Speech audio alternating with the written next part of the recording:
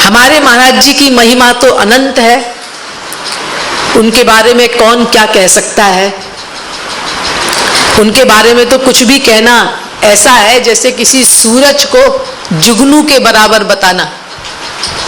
कोई नहीं कह सकता उनके विषय में। मैं तो एक क्षुद्र पापात्मा नारकीय जीव हूँ, ढोंगी पाखंडी नीच हूँ।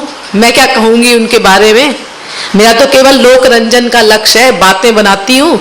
आप लोग सोचते होंगे कि ये कुछ है, इनके अंदर कुछ भक्ति है, लेकिन मैं तो महानिकृष्ट हूँ, मेरे अंदर तो कुछ नहीं है। मैं तो उनके बारे में क्या कहूँगी। लेकिन वास्तविकता यह है कि उनकी महानता का वर्णन तो अनंत कोटि सरस्वती बृहस्पति भी नहीं कर सकते। उनकी महानता का वर्णन स्वयं ब्रह्मा शंकर नहीं कर सकते। महाराज जी की महिमा तो अनंत है, हमारे पास तो पात्र ही नहीं है उस महिमा को ग्रहण करने के लिए। लेकिन हमने जितनी महिमा का अनुभव किया है, जो क्षुद्र अंश का हमारा ये पापी मन अनुभव कर सका है, वो ही इतनी अनंत है कि मैं उसके एक क्षुद्र अंश का भी शब्दों में वर्णन नहीं कर सकती। मेरा रोम रोम चिल्लाता है कि मैं उनके लिए कुछ कहूँ, गली गली में जाके चीखूं, चिल्लाऊं, लेकिन मेरे अंदर ना तो योग्यता है, ना मेरे अंदर शक्ति है, और ना परिस्थितियां ही मुझे ऐसा करने के लिए अलाउ करती है।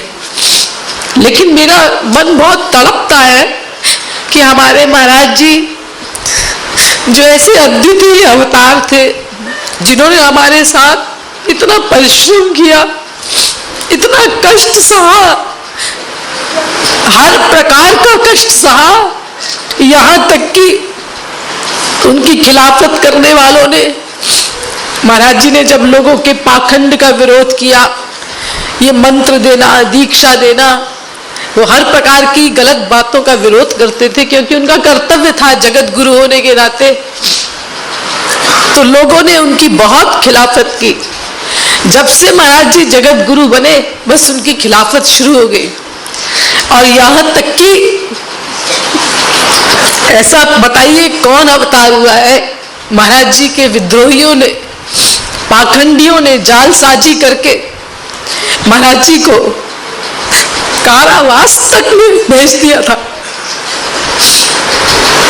इतना कष्ट किस अवतार ने सहा है जीवों के लिए, और निर्दोष सिद्ध होने के बाद भी और उनके लिए छिद्रान्वेषण करते रहे, कैसे इनके खिलाफत करने को मिले। लेकिन हमारे महाराज जी कभी कुछ नहीं बोलते थे। एक बार महाराज जी के खिलाफ जब बहुत झूठा प्रचार हुआ टीवी पे और सब पे, इन लोगों को तो मसाला चाहिए होता है, कोई भी पैसा दे के कुछ भी बुलवा ले। तो एक मंत्री आए थे, मेरे सामने की बात है, उनका फोन आया था। तो महाराज जी से ऑफिस के लोग आए कि महाराज जी, वो एक मंत्री है, उनका फोन आया है कि महाराज जी से कहो कि इन लोगों के ऊपर मानहानि का मुकदमा करें। उनको इतना गुस्सा आ रहा था क्योंकि महाराज जी का अनुभव कर चुके थे, केवल एक दो बार आधा एक घंटे के लिए आए थे, उसी में उन्होंने महाराज जी की महानता का अनुभव कर लिया था। तो महाराज जी ने उत्तर दिया था, उनको कह दो हमारा ये सिद्धांत नहीं है, हमारा बदला लेने का सिद्धांत नहीं है। हमारा तो वो सिद्धांत है कि बिच्छू डंक मारता रहे और उसको पानी से निकालते रहो, वो डंक मारता रहे, उसको पानी से निकालते रहो। हमारा तो ये सिद्धांत है।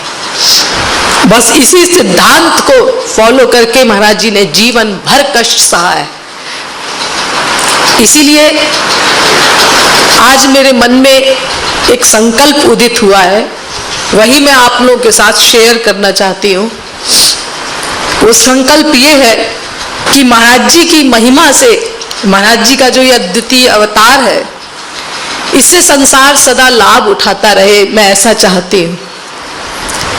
और इस महिमा को संसार में उजागर करना, ये हम अनुयायियों का काम है। मेरा मन तड़पता रहता है इसके लिए बहुत कि मैं क्या करूं, क्या करूं। तो आज जगतगुरु दिवस के दिन मेरे मन में एक ऐसा संकल्प पैदा हुआ है जिसको सुन के शायद आप लोगों को भी प्रसन्नता होगी। मैं ये चाहती हूँ कि हर शहर में महाराज जी के छोटे छोटे मंदिर होने चाहिए।